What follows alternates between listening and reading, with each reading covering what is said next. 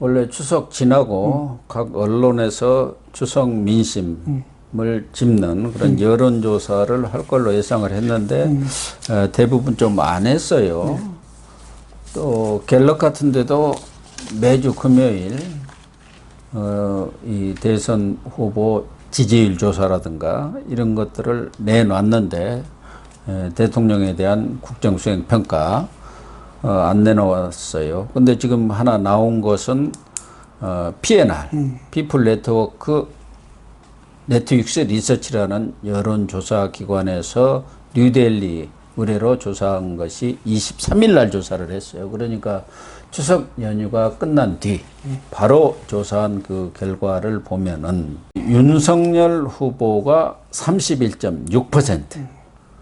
그러니까 최근에 30%를 넘지를 못했죠. 근데 다시 30%를 회복을 했고 이재명 26.3, 홍준표 14.8, 그리고 이낙연 12.2 이렇게 나왔어요.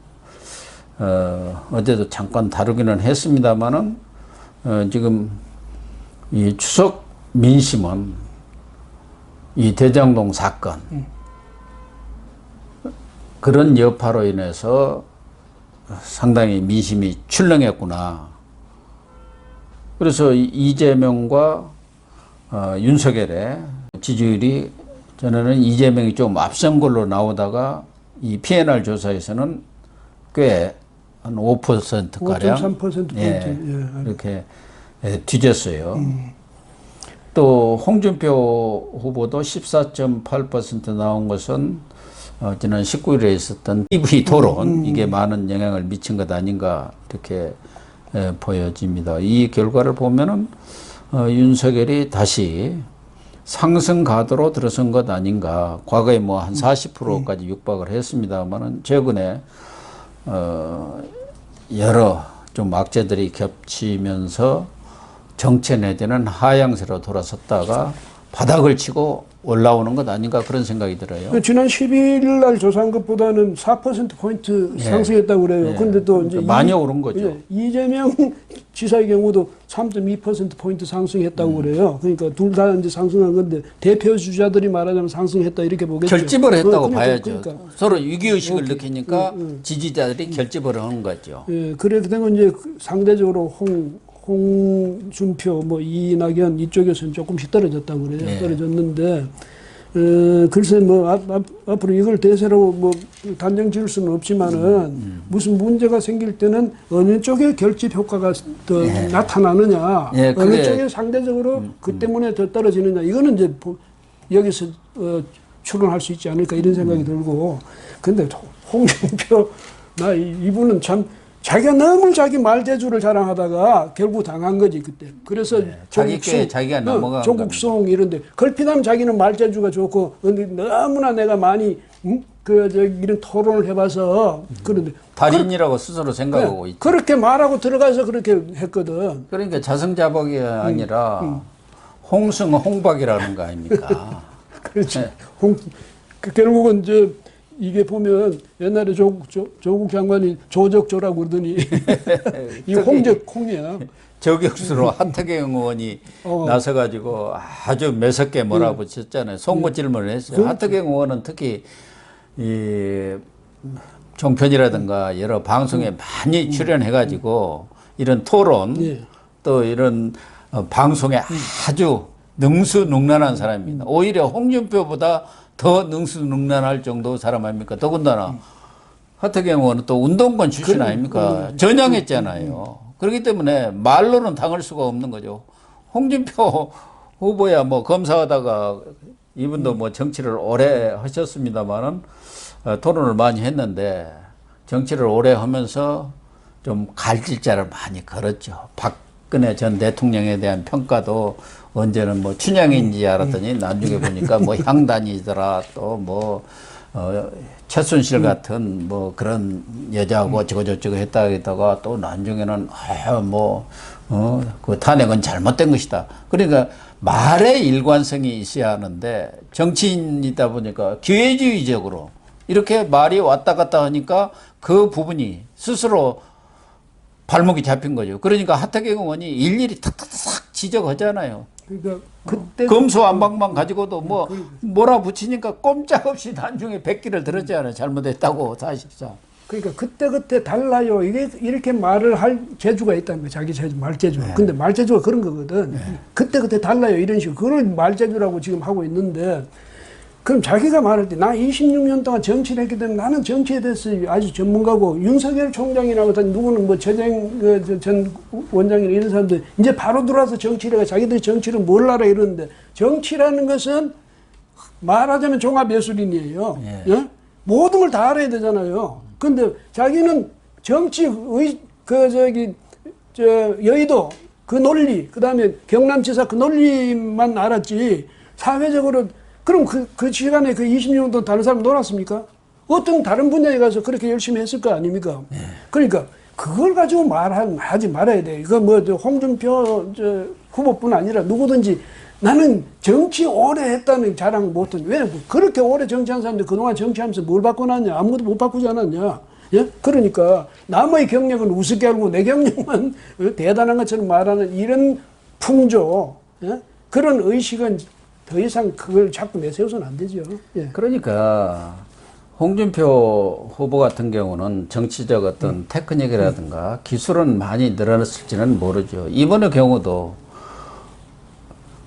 조국 수홍이 왜 나왔습니까? 그 사람 스스로 나는 조국을 경멸한다. 사내 새끼도 아니다. 이렇게 얘기했지 않느냐, 막말을.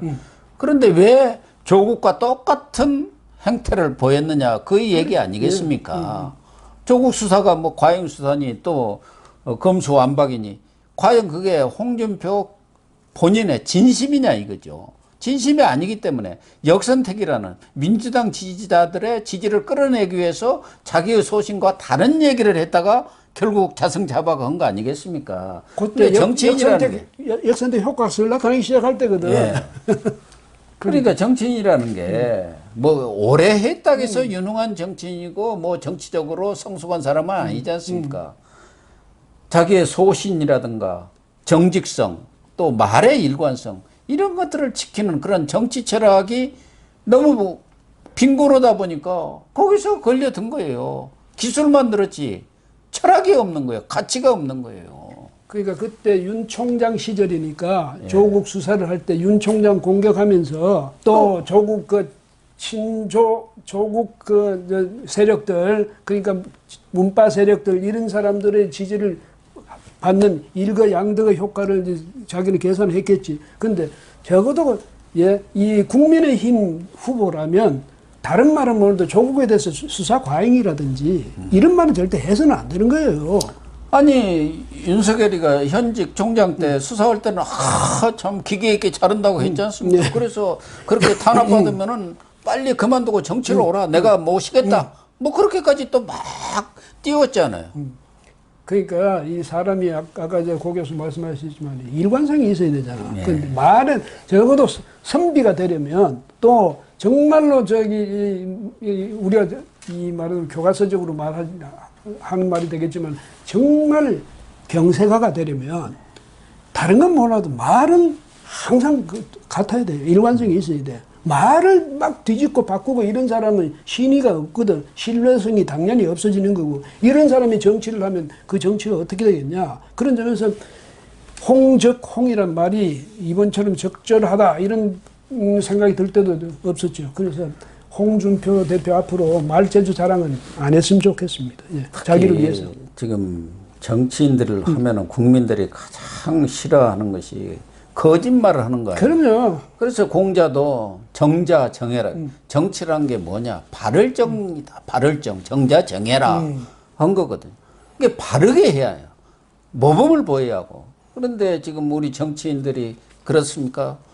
금방 했던 말도 돌아서서 다른 말하고 정치적 이득이 있느냐 없느냐에 따라서 전체 말 자체를 바꿔버리고 그러다 보니까 정치인들의 신뢰도라는 게 아주 땅바닥 지하로 들어가 버린 것 아니겠습니까? 그런 결과들이 어쨌든 최근에 이 TV 토론을 하다 보면은 저 사람이 진짜 진심을 갖고 얘기하는지 그게 한두 마디 해갖고 뭐 언론 인터뷰라든가 이런 거 신문에다 하다 보면은 또 다 윤색을 하잖아요. 말을 하면서. 근데 TV 토론 가지고 한 90분 또 상대가 마구 공격해야 되는 그런 질문을 하다 보면 다 드러나거든요. 사실 언론 인터뷰 저희들도 많이 했지만 그 상대에 대해서 참 아픈 것을 막 얘기하기가 어려울 때가 많기 때문에 완고하게 하니까 그것이 드러나질 않은데 이 경선 TV 토론이란 게 저는 그래서 좋은 것 같아요.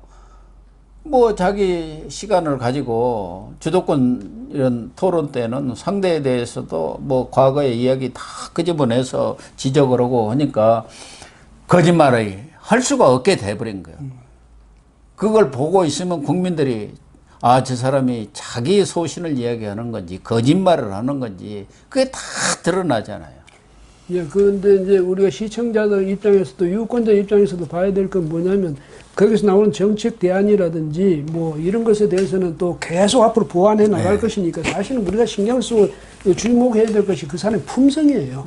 국가 경영할 수 있는 정도의 품격을 갖추고 있느냐, 그 정도의 도덕성을 갖고 있느냐, 정직성을 갖고 있느냐 이런 걸 이제 우리가 주셔야 될 텐데 그게요. 사실은 토론하는 거 가만 보면 저절로 드러나고 국민들 저절로 느끼게 되는데 그걸 숨기고 뭐 말재간으로 그걸 포장한다 어렵죠. 그건. 그러니까 PNR 조사에서도 그 가상양자 대결을 보면 윤석열은 42.6%, 이재명은 31.5%로 11.1%의 차이가 납니다. 이낙연과는 더 이야기할 것도 없고요. 뭐 워낙 차이가 나니까 윤석열 46, 이낙연 27.3이니까 뭐 말할 것도 없고. 홍준표와 이재명 간에는 홍준표 33.7, 이재명 33.3 아주 초접전이고 이낙연한테는 좀 앞섭니다. 38.5 대 이낙연 27.7.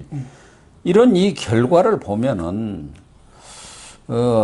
전체적으로 윤석열 후보의 그런 그 지지세가 완전히 과거에 얼마 전까지의 그런 침체 상태에서 반등으로 돌아섰구나 이걸 알 수가 있는데 최근에 조사한 여론조사 이 추석 바로 직전에 17, 18일 데일리안하고 여론조사 공정 여기에서도 보면은 윤석열 28.1 이재명 24.4 이낙연 14.7 홍준표 14.5입니다.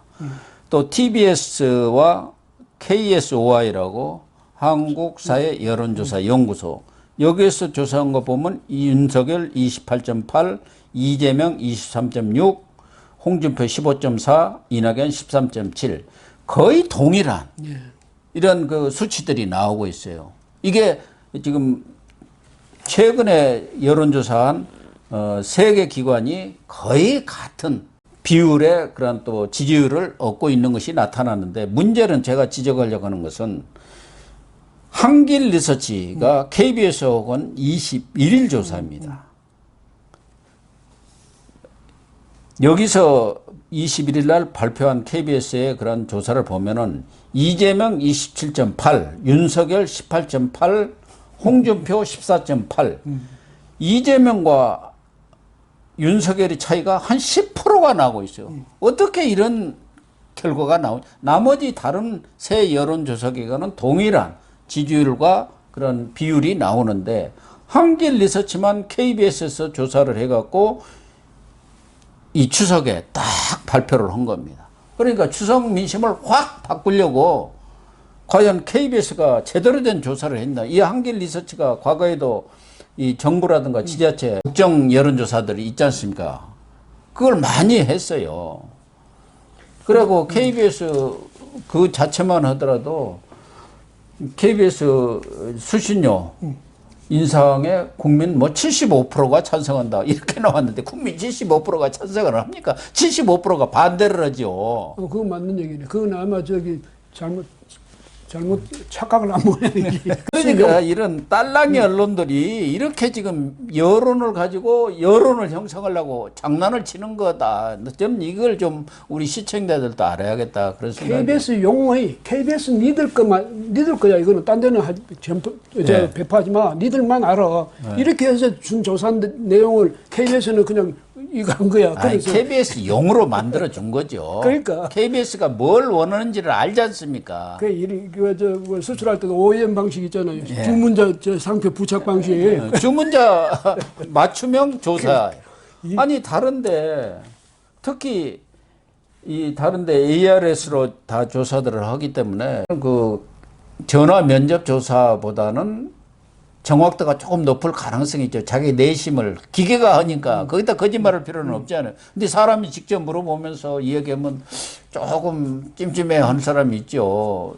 윤석열 지지한다겠다. 괜히 또 뭐 이렇게 내가 또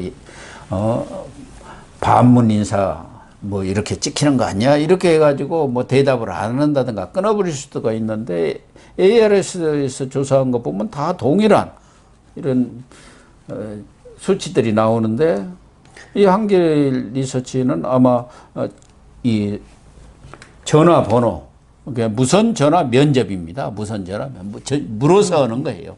그 물어서 하는 것은 문항을 어떻게 하느냐, 또 묻는 태도가 어떠냐에 따라서 확 달라져 버리거든요. 그러니까 중요한 거는 제가 보니까 여론조사 이걸 보니까 추세가 굉장히 중요해요. 추세. 그다음에 그 진폭이 말이죠.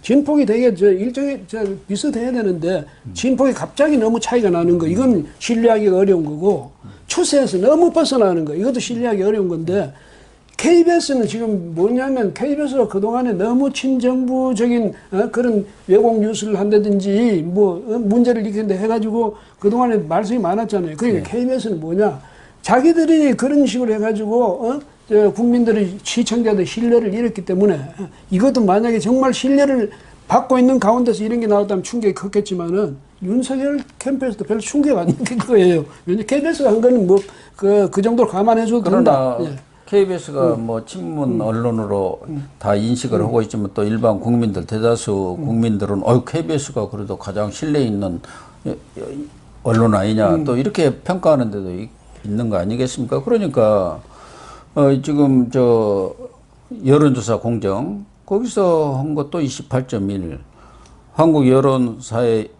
한국사회여론연구소 KSOIS도 28.8 거의 동일하게 나왔고, 이 추석을 지나면서 우선 뭐 윤석열은 지난 TV 토론에서도 뭐 큰 실점은 없었고, 또 하나는 SBS에서 한 예능 프로 14부 일체 그 반응이 추석 전에 19일 날에 했지 않습니까? 그리고 또 재방을 여러 번 했기 때문에 그런 영향도 많이 받았을 걸로 보니까 31.6 나온 게 한 2, 3% 오른 게 당연한 거예요. 누가 보더라도 이 추세로 보면 이게 맞는 것 같다, 그렇게 느끼잖아요. 그리고 또 여당 측에서 공격하는 게 참 점스러운 게 뭐냐면, 당신 아마 토론회에서 나왔던 여튼 주택 청약 부금 그거 든 적이 있냐, 나 그거 든 적 없다 이랬다고 해서 그걸 가지고 시비를 거는데, 아니 부모 밑에서 그 부모 집에서 같이 살고 장가도 안 가고 50까지 거기 살았는데 50년 관념 자체가 없었을 것 같아요. 우리도 그러니까 누가 내가 집 새로 사가지고 살림 날 것도 아닌데 아버지 엄마하고 같이 사는데 뭘 그런 청약 부금이나 그런 신경 쓸 거 뭐 있습니까? 그다음에 꼭 그거 청약 부금 그걸 들어야 그게 서민입니까? 그러니까 사고방식이, 아니 공격을 하더라도, 제 생각에는 공격을 하더라도 정말 당당한 공격, 이런 걸 해야 되는데 좀스럽게 말이지, 너 청약부금 든 적 있니 없니, 이런 식으로 공격하는 건 아니지. 윤석열 후보가 그 TV 토론에서 말 실수를 한 것만은 틀림은 없는데, 윤석열 그 사람이 살아온 그 행태를 보면은 뭐 검사할 때도 봉급 타면 다 그거 집으로 안 갖고 가고 후배들 수사지고 그러면서 형님 리더십으로 아주 유명하지 않습니까? 아버지 엄마한테 맨날 얻어먹고 사니까 자기 돈은 그렇게 쓰는 거지. 그러니까 집이라는 그런 관념이 없었을 것 같아요. 이해는 가지만 그래도 그런 청약부금 그런 것에 대해서 기본적인 것은 조금 이해를 했어야 하는데, 좀 말실수한 것은 틀리면 없는. 근데 말실수라기보다는 내가 그렇게 살았는데 그렇게 말을 했는데 그걸 가지고 이제 말을 만들니까 비트니까 그렇게 되는 거지. 그렇게 되는 거죠. 이제 특히 친문 언론이라든가 이 상대 후보, 경선 후보들 또 민주당에서는 아주 좋은 거리 만난 거죠. 이번에 PNR 조사에서도 보면 또 하나 특징적인 것은 여전히 국민의힘이 37.1%, 그리고 민주당은 28.8%로 훨씬 더 이 오차 범위 밖으로 지금 따돌리고 있는 그런 상황이고 문재인 대통령에 대한 그 지지율 국정조사 잘하고 있던 긍정평가가 37.2%로 나왔습니다. 그리고 못하고 있다가 60.5%. 그러니까 문재인 대통령의 국정 지지율이 37.2%, 40% 중반대를 유지하다가 지금 최근에 확 떨어졌는데 지난번 갤럽 조사 때 36%가 나왔습니다. 그래서 이번에 지금 얼마가 나올까 했는데 갤럽도 이게 좀 신경이 쓰기는 쓰인 모양입니다. 또 30%더 아래 36에서 30 초반으로 내려갔다 하면 이제 문재인은 완전히 가는 거 아닙니까? 그래서 이 문재인이 지금 뭐 뜬금없이 오지 말라는 유엔청에 가서 연설도 하고 뭐 BTS까지 데려오고 갔지만 최근에 하는 꼴을 보면은 참 김여정이가 한마디 하니까 더 좋아가지고 그동안 뭐 삶은 소대가리다 앵무새다 할 때는 한마디도 못하고 고개 푹 숙이고 있더니 이번에 뭐 그것도 주한미군 철수라든가 이런 걸 전제로 해가지고 뭐 한번 종전선언 얘기해 볼 필요가 있다 하니까 크게 받아들이고 아주 무게 있게 받아들여야 한다 이러고 앉아 있더라고요. 그러니까 종전선언에 대해서 야당이 너무 이해를 못한다. 개탄을 했거든. 아니 야당이나 우리가 주장하는 그 종전선언의 의미라든지 위험성이다 여기에 대해서 자기도 너무 이해를 못하는 거 아니에요. 예. 어? 왜 자기 생각만 늘 옳다고 생각하는지. 그 다음에 또 하나 그 뭐 청년이 그거 뭐 팜플렛 뭐 잘못 돌렸다 해서 고소했으면 김여정이 고소 한 10번쯤은 더 했어야지. 그러니까 문 정권이 말이죠. 국민들의 신뢰를 얻을 일이 없어. 그래서 저는 지금 요즘 보니까 이게 또 하나 특징적인 게 뭐냐면 서울의 지지율 있잖아요. 예. 서울의 지지율이라는 게 사실은 전국적인 지지율의 그 아마 바로메터 좀 될 거예요. 균형추나 형평추쯤 될 건데 거기 보면 대개는 진보 측이 우위였거든. 항상. 근데 지금은 보니까 국민의힘이 더 올라가고 특히 윤석열 총장이 더 올라가더라고. 이런 거 보면 이 문정권이 지금 확실히 위기감을 아주 절박한 위기감을 갖고 있는 건 사실인 것 같아요. 그렇습니다. 갤럽 여론조사가 좀 나와셔야 하는데 이번에 안 나와가지고 아쉽습니다.